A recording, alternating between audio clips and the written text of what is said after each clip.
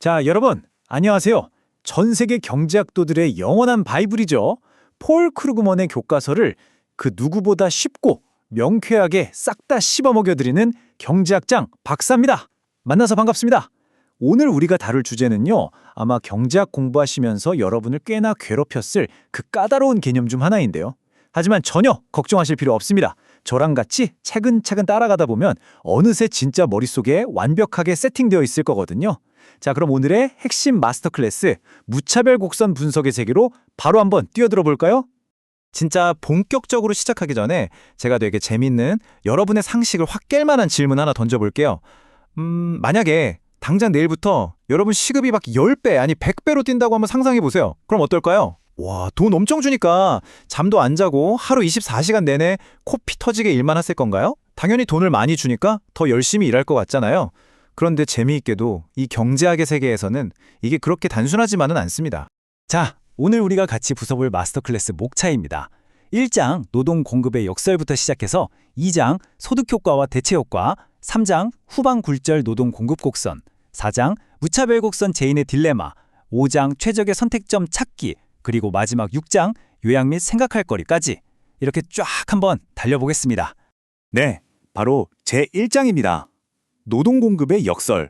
아니, 대체 왜 돈을 더 준다는데 일을 덜 하는 걸까요?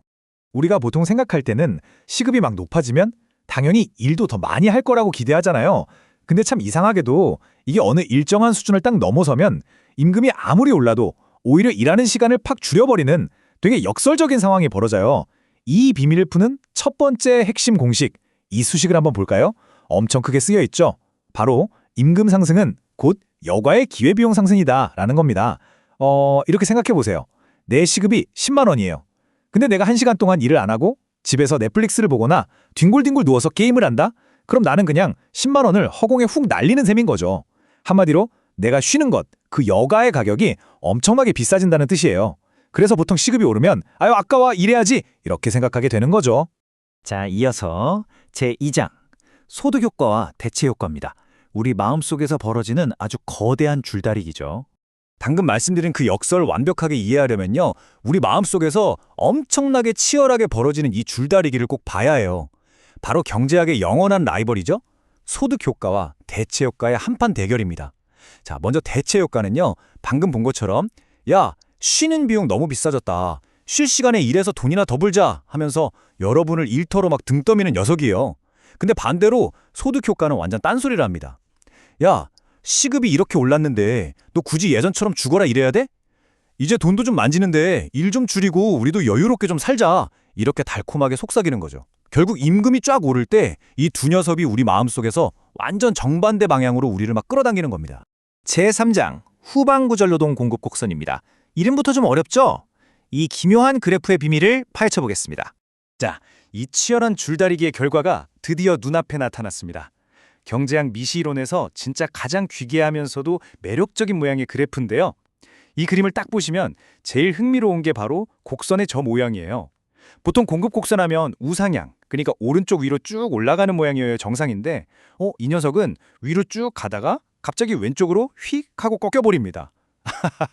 마치 낮잠 자려고 뒤로 이렇게 확 눕는 뚱뚱한 애벌레 같지 않나요? 임금이 W1에서 W2 그리고 W3로 계속 쑥쑥 오르는데 일하는 시간은 처음에 좀 늘어나다가 어느 순간 꺾여서 다시 팍 줄어들고 있어요. 이 그래프가 도대체 왜 이렇게 꺾이는지 우리가 단계별로 한번 쪼개서 볼까요? 첫 번째 단계, 임금이 아직 좀 낮은 구간이죠. 점 A에서 B로 이동할 때를 한번 보세요. 이때는 일단 돈 버는 게 급하니까 여가를 줄이고 일을 팍팍 늘립니다. 즉, 대체 효과가 소득 효과를 완전 멱살 잡고 압도하는 구간인 거죠. 그런데 두 번째 단계, 임금이 이제 충분히 높아진 점 B에서 C로 넘어갈 때는 엄청난 반전이 일어납니다. 이제 좀 먹고 살만한데 굳이 이렇게까지 뼈 빠지게 해야 돼? 라는 생각이 머릿속을 딱 지배하면서 드디어 소득 효과가 대체 효과를 엎어치기로 이겨버립니다. 바로 이 타이밍에 곡선이 뒤로 휙 하고 꺾이게 되는 거예요. 그래서 여기서 우리의 두 번째 핵심 공식이 딱 탄생합니다. 자, 아주 크게 쓰여 있는 이 부등호 있죠? 이걸 머릿속에 도장 찍듯이 쾅 새겨주셔야 돼요.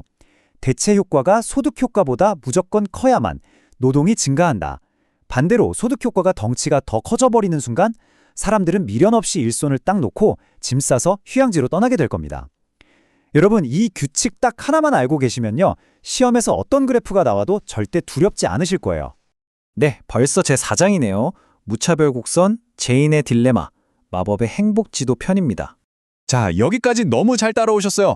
그럼 여기서 우리 한 걸음만 더 깊이 들어가 볼까요? 이 소득 효과랑 대체 효과를 아주 정밀하게 핀셋으로 한번 분석해 볼 건데요. 크루그먼 교과서에 나오는 우리의 가상 노동자 제인 씨의 마음속을 싹 들여다보기 위해서 우리한테는 무차별 곡선이라는 아주 특별한 지도가 하나 필요합니다. 무차별 곡선이 뭐냐? 소비자한테 완벽하게 똑같은 수준의 행복, 그러니까 경제학용어로 효용이죠. 이 똑같은 효용을 주는 조합들을 쫙 연결한 선이에요. 예를 들어서 내가 여가를 10시간 즐기고 소득을 5만 원 얻는 조합이랑 여가 5시간 즐기고 소득 10만 원 얻는 조합이 나한테 주는 행복감이 완전히 똑같다? 그러면 이 두 점은 무조건 같은 무차별 곡선 위에 딱 올라가 있는 겁니다. 한마디로 그 사람의 진짜 취향을 적나라하게 보여주는 마법의 행복지도라고 생각하시면 딱 맞습니다. 자, 이어서 제5장 최적의 선택점 찾기. 방금 얻은 그 행복지도 과연 어떻게 쓰는지 알아봐야겠죠? 자, 이제 드디어 이 행복지도를 본격적으로 꺼내서 써먹어 볼 시간입니다. 제인의 임금이 시간당 10달러에서 20달러로 확 올랐어요. 과연 그녀는 일과 여가 사이에서 어떤 최적의 선택을 내리게 될까요? 그림에 선이 좀 많아 보인다고 절대 겁먹지 마세요. 진짜 별거 아닙니다. 자, 처음에 제인은 임금이 10달러일 때 저기 보이는 점 A에서 최선의 선택을 딱 하고 있었어요. 그런데 임금이 20달러로 오르면서 그녀의 예산선, 그러니까 돈을 최대한 벌 수 있는 한계선이 바깥쪽인 BL2로 쫙 하고 부채처럼 펼쳐집니다. 그래서 결국 그녀는 더 높은 행복지도, 즉 더 높은 무차별 곡선 I2 위에 있는 점 C로 훌쩍 이동하게 되죠. 근데 여기서 재미있는 게 뭐냐면요, 점 A에서 C로 그냥 뿅 하고 날아가는 게 아니라는 거예요. 중간에 아주 은밀하게 숨겨져 있는 비밀의 점, 저 점 S를 스쳐 지나간다는 거, 바로 이게 무차별 곡선 분석의 진짜 묘미거든요. 제인의 이 복잡한 내적 갈등을 우리가 단계별로 한번 상상해 볼게요. 먼저 점 A에서 S로의 이동입니다. 우리 교과서에서는 이걸 어떻게 설명하냐면요, 임금이 오르긴 올랐는데 하필 동시에 갚아야 될 학자금 대출이 생겨버려서 전체적인 행복감은 예전이랑 완전히 똑같다, 이렇게 가정을 한번 해보자는 거예요. 이게 뭘 뜻하냐면 복잡한 거 다 빼고 순수하게 100% 대체 효과 딱 하나만 뼈를 발라낸 겁니다. 여가가 비싸졌으니까 제인은 눈물을 머금고 여가를 줄이고 일을 팍 늘리겠죠? 이게 점 S입니다. 하지만 현실은 어떻죠? 제인은 대출 같은 거 없잖아요. 임금이 올라서 실제로 주머니가 두둑해지고 찐으로 부유해졌단 말이에요.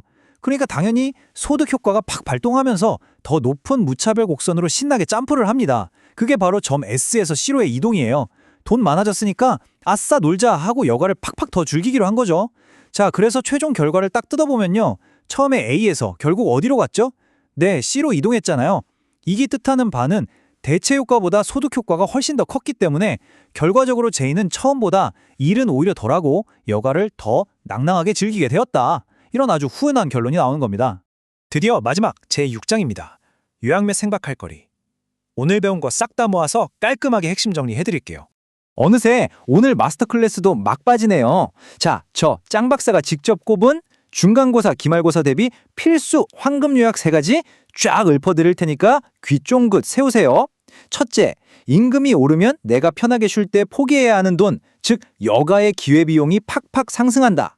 둘째, 대체 효과는 우리 멱살에 잡고 일터로 질질 끌고 가지만 소득 효과는 우리를 아주 부드럽게 소파로 눕게 만든다. 셋째, 임금이 어느 수준 이상으로 확 높아져서 이 얄미운 소득 효과가 대체 효과를 깔고 앉아 이겨버리는 순간 우리의 노동 공급 곡선은 마치 잠드는 애벌레처럼 뒤로 휙 꺾여버린다. 여러분, 진짜 딱 이 3가지만 확실하게 기억하시면요, 크루그먼 교수님 앞에서도 완전 당당하게 어깨 펴실 수 있습니다. 자, 오늘 강의의 진짜 마지막은요, 여러분을 향한 아주 도발적인 질문 하나로 장식해 볼까 합니다. 오늘 이렇게 열심히 배운 이론, 이제 여러분 자신한테 직접 한번 딱 적용해 볼까요? 화면에 엄청 크게 쓰여 있죠. 만약 내일 당장 여러분의 시급이 10배로 뛴다면 여러분은 노동 시간을 더 늘리실 건가요? 아니면 확 줄이실 건가요? 과연 여러분만의 그 노동 공급 곡선이 뒤로 딱 꺾이기 시작하는 그 마법 같은 임금 수준은 대체 얼마쯤일까요? 오늘 밤 자기 전에 한번 곰곰이 생각해 보시면 진짜 재밌을 겁니다. 자, 오늘 저 경제학 짱 박사가 준비한 해설 강의는 여기까지고요. 진짜 유익하고 꿀잼인 시간이었길 바랍니다. 저는 다음번에도 여러분 뇌리에 팍팍 꽂히는 아주 명쾌하고 재미있는 경제학 이야기로 다시 찾아오겠습니다. 끝까지 들어주셔서 정말 감사합니다.